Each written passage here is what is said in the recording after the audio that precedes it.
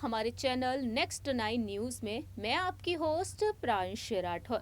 भारत की राष्ट्रीय राजधानी दिल्ली इस वक्त कई बड़ी मुश्किलों का सामना कर रही है। दिल्ली की जनता इस वक्त काफी ज्यादा परेशान है और इस दौरान दिल्ली के मुख्यमंत्री अरविंद केजरीवाल लगातार लोगों के निशाने पर बने हुए हैं। जैसा कि हमने आपको बताया बीती पिछली रिपोर्ट में, वहीं अपनी लाइव सेशन में हमने आपको बताया कि कैसे बुलडोजर अभियान के दौरान किस तरीके से अरविंद केजरीवाल की सरकार इस लोगों के निशाने पर बनी हुई है। उस लाइव सेशन में देखा गया कि अरविंद केजरीवाल के इस्तीफे को लेकर मांग कर दी जनता ने। दरअसल आपको बता दें कि 16 अप्रैल की शाम हनुमान जयंती के मौके पर शोभा यात्रा निकाली गई और उस शोभा यात्रा में कुछ उपद्रवियों ने मिलकर हंगामा मचा दिया। पत्थरबाजी की गई, आगजनी देखने को मिली, तोड़फोड़ की गई। हालांकि उन आरोपियों को गिरफ्तार भी कर लिया गया है, लेकिन उस मामले पर अरविंद केजरीवाल ने शांति बनाए रखने की अपील की और केंद्र सरकार से मांग की सुरक्षा की। लेकिन इसके बाद जहांगीरपुरी में बुलडोजर चला दिया गया, लोगों के घर और दुकानें तोड़ दी गई, अवैध अतिक्रमण को हटाया जा रहा है दिल्ली के कई इलाकों से। इस लिस्ट में शाहीन बाग का नाम तो सामने आया ही है, लेकिन तिलक नगर और ओखला जैसे इलाकों में भी अभी बुलडोजर चलाया जाएगा।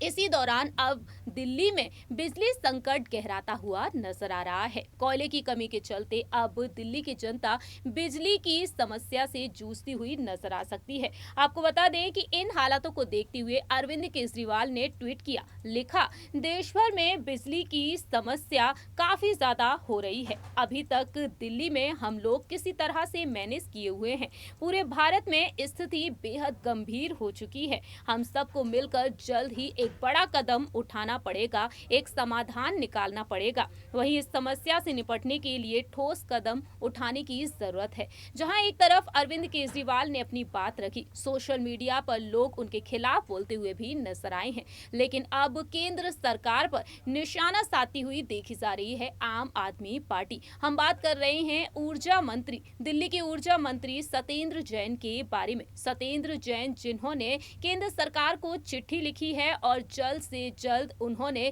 यहां पर चिट्ठी के जरिए मदद मांगी है। वह बीजेपी को लेकर, केंद्र सरकार को लेकर अपनी बात रखे हैं एक प्रेस कॉन्फ्रेंस में। क्या कहते हैं, जरा देखिए ये रिपोर्ट। देखिए, पूरे देश के अंदर कोयले की बहुत भयंकर कमी है और उसका सबसे बड़ा कारण है कि जो रेलवे के रैक हैं, जो ट्रेन्स होती हैं, वो अवेलेबिलिटी कम है और कोयले की कमी भी है।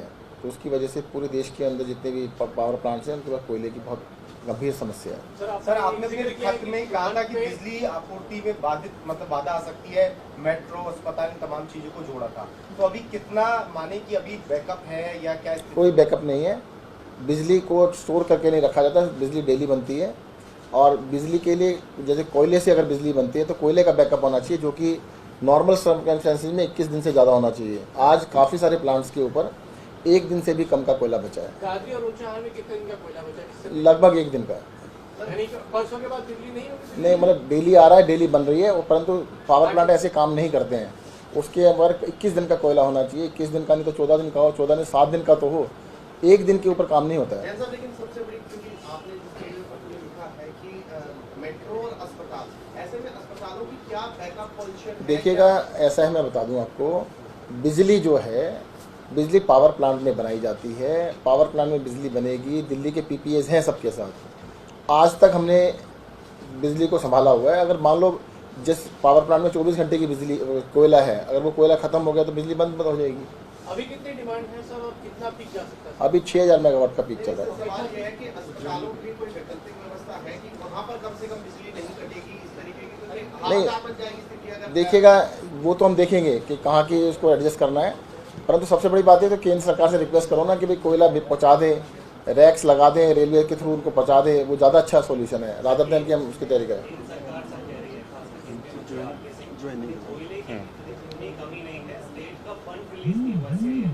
दिल्ली के अंदर हमारा कोई पेंडिंग पेमेंट नहीं है। हाँ, ये है कि हरियाणा, यूपी, जो उन्हीं के राज्य है वो नहीं पेमेंट कर रहे हैं, वो अलग हो सकता है, तो उनको ना दें, हम तो दे रहे हैं पैसे।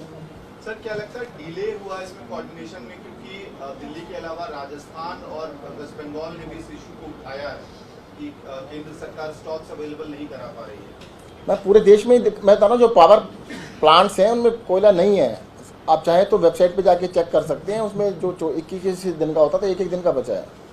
तो ये तो जो बनाने वाले हैं केंद्र सरकार को ही देखना है, उसमें तो कुछ नहीं कर सकते। एक बीते साल में भी इसी तरीके से क्राइसिस आया था, क्या वजह हो रही है कि जो लगातार? मुझे लगता है उसको ज़्यादा कोऑर्डिनेशन की ज़रूरत है, ज़्यादा ध्यान देने की आवश्यकता है। अब जैसे ट्रेनें हैं, रैक जो है 450 होते थे पहले, अब 405 हैं, तो रैक भी 10% कम हो गए हैं, जो कि बढ़ने चाहिए थे, घट गए हैं। तो दिल्ली की डिमांड जो है वो कहा गया कि 8200 तक गई, कल 6000 को मैच किया है, जा सकती है 8200 तक जा सकती है, और 6000 को मैच किया दिल्ली ने। लेकिन अगर इस तरीके की स्थिति रही तो क्या दिल्ली अंधेरे में डूबने जैसी स्थिति हो सकती है? देखो, मैं तो क्या कह रहा हूँ, बिजली बनेगी और हमें मिलती रहेगी, कोई दिक्कत नहीं है। अगर पावर प्लांट शट डाउन होगा तो बिल्कुल दिक्कत आ सकती है। पहले मैं इनको ज्वाइन करा देता हूँ, फिर बात।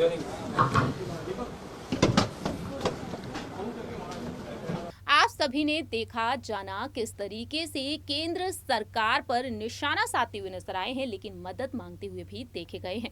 फिलहाल देखा जाए तो दिल्ली के साथ साथ राजस्थान, आंध्र प्रदेश, हरियाणा ऐसे कई राज्यों में बिजली की किल्लत देखने को मिल रही है। इस रिपोर्ट में इतना ही। बाकी की तमाम अपडेट्स जानने के लिए देखते रहिए नेक्स्ट 9 न्यूज।